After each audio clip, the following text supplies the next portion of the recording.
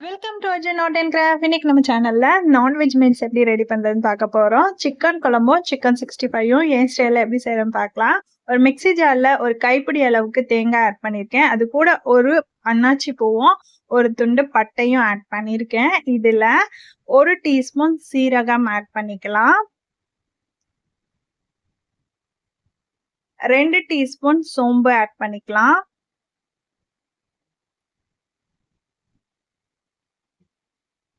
2 teaspoon மிளகு add பண்ணிக்கிறேன்.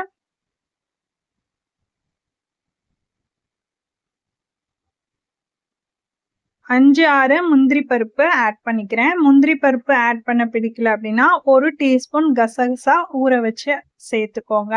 இதுல ஒரு பெரிய வெங்காயம் ஆட் பண்ணியிருக்கேன். ஒரு பெரிய தக்காளி ஆட் பண்ணியிருக்கேன்.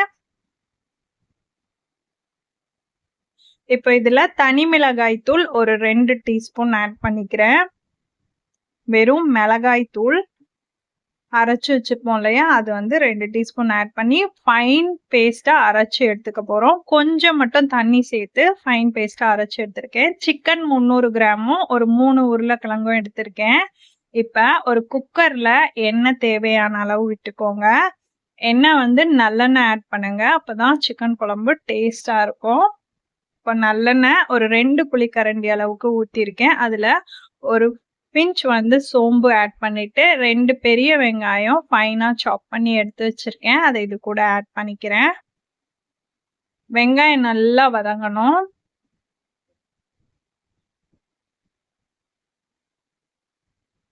இப்போ இதுல இஞ்சி பூண்டு பேஸ்ட் 2 டீஸ்பூன் ஆட் பண்ணிக்கலாம்.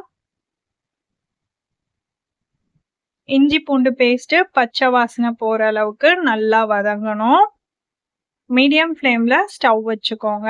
இதுல நம்ம அரைச்சு வச்சிருந்த பேஸ்ட்டை எடுத்து இதுல ஆட் பண்ணி நல்லா ஒரு 10 மினிட்ஸ் மீடியம் ஃப்ளேம்ல எண்ணெய் பிரிஞ்சு வர அளவுக்கு வதக்கிக்க போறோம். இதுல ஒரு பச்சை மிளகாய் 2ஆ உடைச்சு போட்டிருக்கேன். காரம் அதிகமா பிடிக்கும்னா கீரி போட்டுக்கோங்க. ஆனா பச்சை மிளகாவோட ஃப்ளேவர் வர்றதுக்காக தான் 2ஆ உடைச்சு போட்டிருக்கேன். இதுல தேவையான அளவு உப்பு சேர்த்துட்டு நல்லா எண்ணெய் பிரிஞ்சு வர அளவுக்கு லோ ஃப்ளேம்ல வச்சு நல்லா இந்த மசாலால இருக்க பச்சை வாசனை போற அளவுக்கு வறுத்து விட்டுக்கோங்க.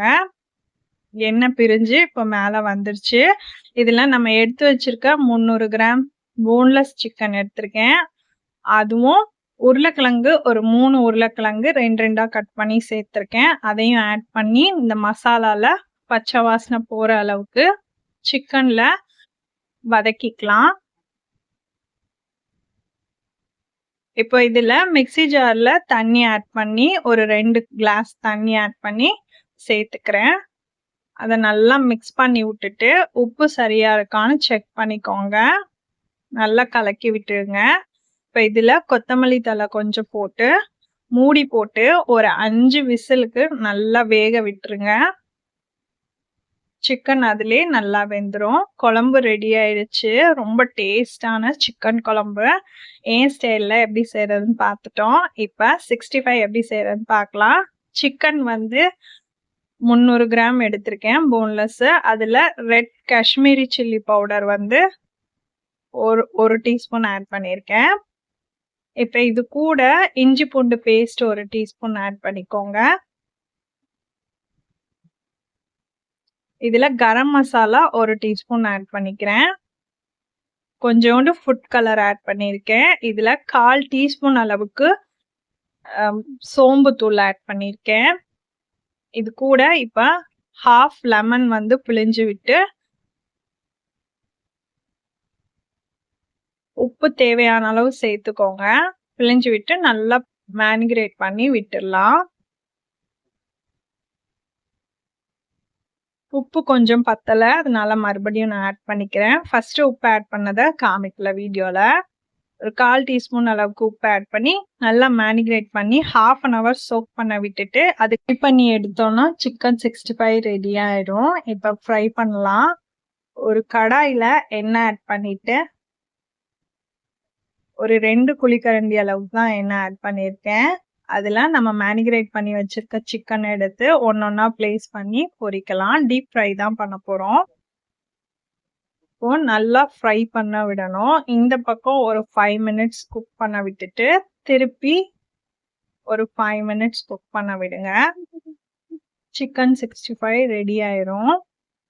நம்ம போட்டிருக்க மசாலா எல்லாம் நல்லா ஒட்டி பிடிச்சு சூப்பரான டெக்ஸ்சர்ல 65 நல்லா ஜூஸியா கிடைக்கும். அவ்வளோதான், சிக்கன் 65 ரெடி ஆயிடுச்சு. நம்ம சர்வ் பண்ண ரெடி பண்ணிடுறோம்.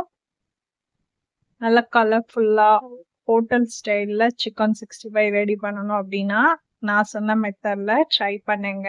கண்டிப்பா ஒரு 1/4 டீஸ்பூன் வந்து சோம்புத்தூள் ஆட் பண்ணுங்க. இப்போ சுட சுட சாப்பாடோட வச்சு சாப்பிட்றதுக்கு அவ்வளோ டேஸ்டா இருந்துச்சு. எப்படி இருந்துச்சுன்னு கமெண்ட்ல சொல்லுங்க.